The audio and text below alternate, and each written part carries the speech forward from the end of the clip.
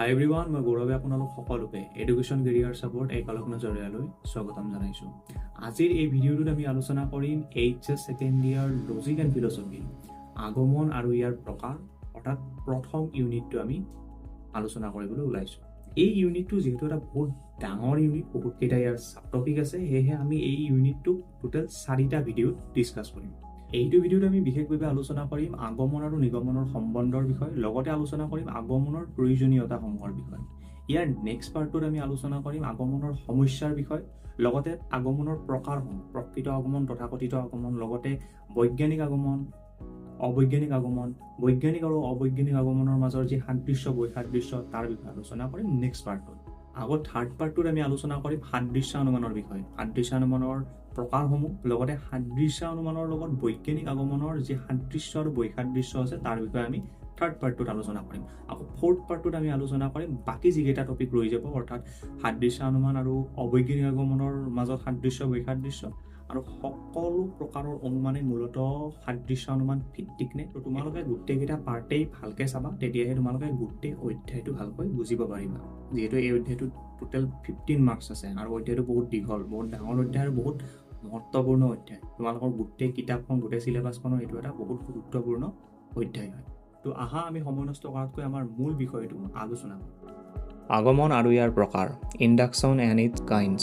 এই অধ্যায়টোত আমি জানিব পাৰিম অনুমান কাক বোলে, অনুমানৰ প্ৰকাৰসমূহ, প্ৰকৃত আৰু তথাকথিত অনুমান কাক বোলে তাৰ বিষয়ে। তাৰোপৰি প্ৰকৃত আগমনৰ যিসমূহ ভাগ, যেনেকুৱা বৈজ্ঞানিক আগমন, অবৈজ্ঞানিক আগমন, সাদৃশ্যানুমান, এইসমূহৰ বিষয়ে আমি জানিব পাৰিম বা এইসমূহৰ বিষয়ে আমি পঢ়িব লাগিব। লগতে যথাৰ্থ সামান্য বচন কেনেকৈ প্ৰতিষ্ঠা কৰিব পাৰি বা সাদৃশ্যানুমানৰ মূল্য কেনেদৰে নিৰ্ণয় কৰিব পাৰি তাৰ বিষয়ে আমি জানিব পাৰিম। এতিয়া মূল পাঠলৈ।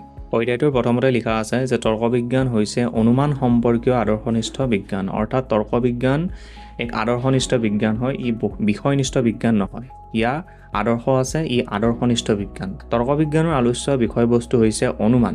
তৰ্কবিজ্ঞানে অনুমানৰ সহায়ত জ্ঞাত সত্যতাৰ ভিত্তিত অজ্ঞাত নতুন সত্যতাত উপনীত হোৱাত গুৰুত্ব দিয়ে। আদৰ্শনিষ্ঠ বিজ্ঞান হিচাপে তৰ্কবিজ্ঞানৰ মুখ্য উদ্দেশ্য হৈছে অনুমানৰ জৰিয়তে সত্য বা যথাৰ্থ জ্ঞান লাভ কৰা। অৰ্থাৎ তৰ্কবিজ্ঞানৰ যিসমূহ আমি ফলাফল পাম, তৰ্কবিজ্ঞানৰ যিবিলাক আমি আলোচ্য বিষয় পাম, সেই বিষয়বিলাক অনুমানৰ ওপৰত বেষ্ট, অৰ্থাৎ অনুমানৰ সহায়ত তৰ্কবিজ্ঞানে কোনো এটা বিষয় সম্বন্ধে নতুন জ্ঞান প্ৰদান কৰে। সত্যতাই তৰ্কবিজ্ঞানৰ আদৰ্শ। তৰ্কবিজ্ঞানৰ আদৰ্শ হৈছে সত্যতা। সত্যতা প্ৰতিষ্ঠা কৰা হৈছে তৰ্কবিজ্ঞানৰ মুখ্য উদ্দেশ্য, মুখ্য আদৰ্শ হয়। সত্যতা দুই প্ৰকাৰৰ আমি জানো, আকাৰগত সত্যতা আৰু বস্তুগত সত্যতা।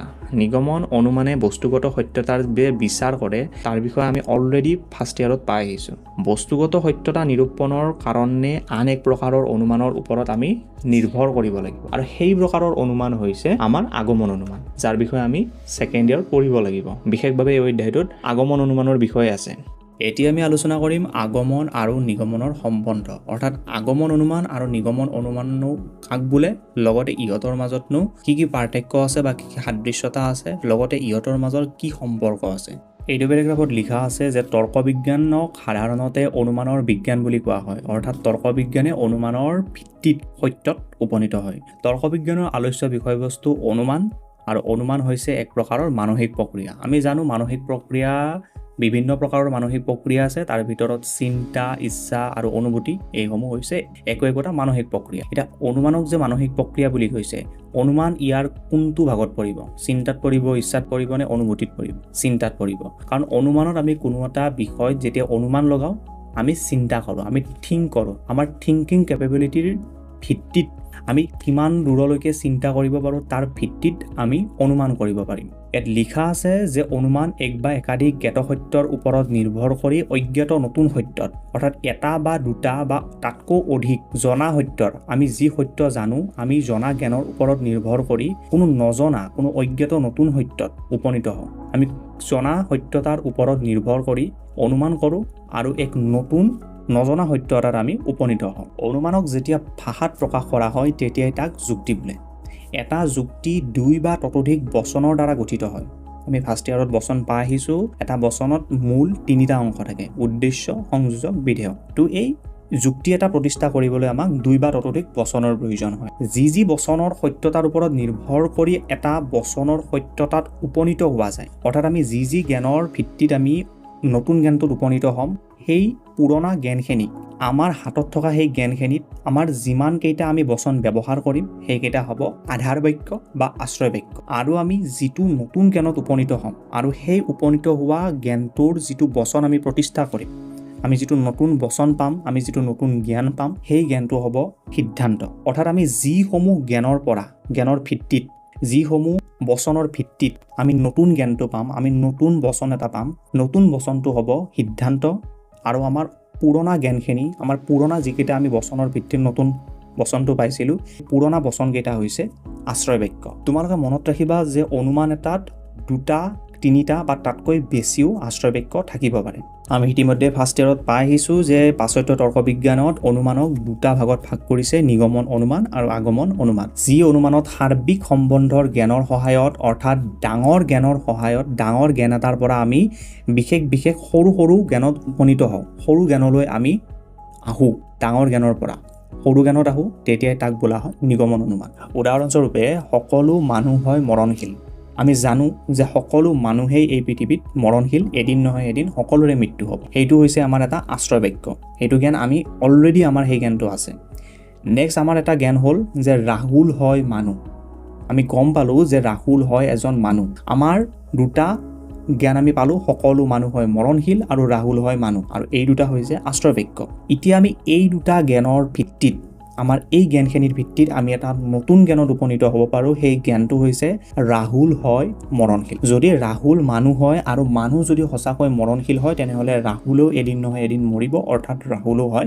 মৰণশীল এই জ্ঞানটোত আমি দেখিবলৈ পাইছোঁ যে সকলো মানুহ মৰণশীল এটা সাৰ্বিক বচন হয় এইটো এটা ডাঙৰ জ্ঞান হয় আৰু ৰাহুল হয় মৰণশীল এইটো এটা সৰু জ্ঞান কাৰণ ৰাহুল এজন আৰু সকলো মানুহত আমি গোটেই মানৱ জাতিটোক লৈছোঁ তো যেতিয়া সাৰ্বিক সম্বন্ধৰ জ্ঞানৰ সহায়ত বিশেষ বিশেষ সম্বন্ধৰ জ্ঞানত আমি উপনীত হওঁ তেতিয়া তাক নিগমন অনুমান বোলে আকৌ আগমন অনুমান হৈছে যি অনুমানত বিশেষ বিশেষ সম্বন্ধৰ জ্ঞানৰ সহায়ত সামান্য সম্বন্ধৰ জ্ঞানত উপনীত হওঁ অৰ্থাৎ সৰু সৰু জ্ঞানৰ ভিত্তিত বিশেষ বিশেষ সৰু সৰু জ্ঞানৰ ভিত্তিত আমি সামান্য এটা হোল জ্ঞান এটা জেনেৰেল নলেজ পাওঁ এটা নতুন সাৰ্বিক এটা ডাঙৰ জ্ঞান পাওঁ বিশেষ বিশেষ সম্বন্ধৰ জ্ঞানৰ ভিত্তিত আমি এটা সামান্য এটা সাধাৰণ কিন্তু ডাঙৰ জ্ঞান এটা লৈ সৰুৰ পৰা আমি ডাঙৰ জ্ঞানলৈ যাওঁ তেতিয়াই তাক বোলা হয় আগমন অনুমান উদাহৰণস্বৰূপে তুমি তোমাৰ ব্যক্তিগত জীৱনত তিনিজন খুৰাক পৰ্যবেক্ষণ কৰিলা তিনিজন খুৰা ধৰি লোৱা মহেশ খুৰা মৃত্যু হ'ল ৰমেশ খুৰাৰো মৃত্যু হ'ল আৰু বিকাশ নামৰ খুৰা এজনৰো মৃত্যু তুমি দেখিবলৈ পালা তো তাৰ ভিত্তিত তুমি তিনিটা আশ্ৰয় বাক্য পাই গ'লা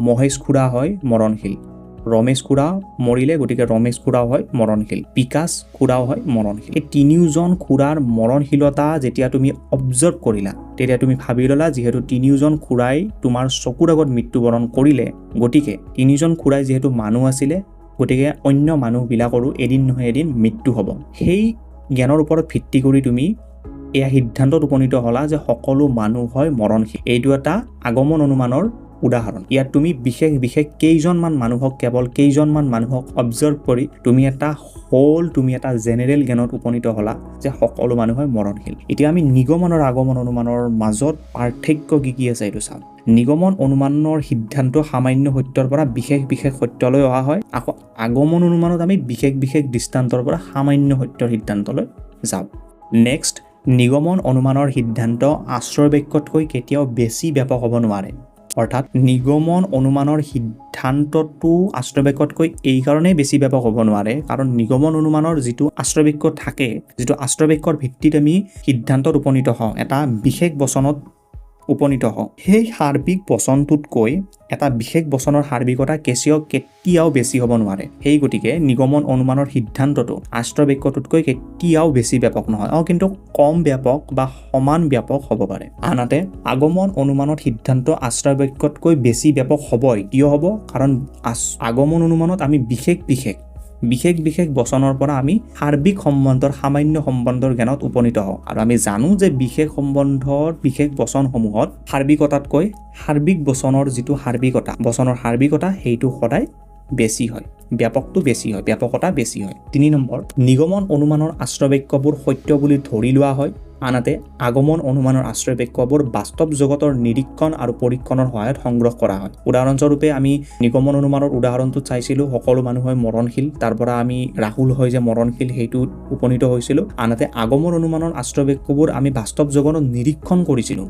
যে মহেশ খুৰাৰ মৃত্যু হৈছে, ৰমেশ খুৰাৰ মৃত্যু হৈছে, বিকাশ খুৰাৰ মৃত্যু হৈছে, মানে সকলো মানুহেই মৰণশীল হ'ব। 4 নম্বৰ, নিগমন অনুমানৰ আকাৰগত সত্যতাৰ লগত জড়িত, কিন্তু আগমন অনুমান আকাৰগত আৰু বস্তুগত উভয় প্ৰকাৰৰ সত্যৰ লগত জড়িত।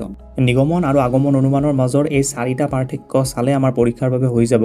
আৰু আমি যিমানখিনি এতিয়ালৈকে আলোচনা কৰিলোঁ, যেনেকুৱা অনুমান কাক বোলে, নিগমন অনুমান আৰু আগমন অনুমান কাক বোলে, আৰু নিগমন আৰু আগমন অনুমানৰ মাজৰ যি পাৰ্থক্য, এই গোটেইখিনি কিন্তু পৰীক্ষাৰ বাবে অতিকৈ গুৰুত্বপূৰ্ণ। এই কুৱেশ্যনটো আহিয়ে থাকে, নিগমন আৰু আগমন অনুমানৰ মাজত পাৰ্থক্য। এতিয়া আমি এইটো পেৰেগ্ৰাফ আলোচনা কৰোঁ। এই পেৰেগ্ৰাফটোত বিশেষভাৱে এইটোৱে কথা কোৱা হৈছে যে ইতিমধ্যে আমি নিগমন আৰু আগমন অনুমানৰ মাজৰ পাৰ্থক্যসমূহ দেখিলোঁ, যে দুয়োটাৰ মাজত ডিফাৰেঞ্চেছ আছে, কিন্তু নিগমন আৰু আগমন অনুমানৰ কেৱল পাৰ্থক্যই নাই, দুয়োৰে পৰিপূৰক, অৰ্থাৎ ইটোৱে আনটোৰ অবিহনে কেতিয়াও থাকিব নোৱাৰিব।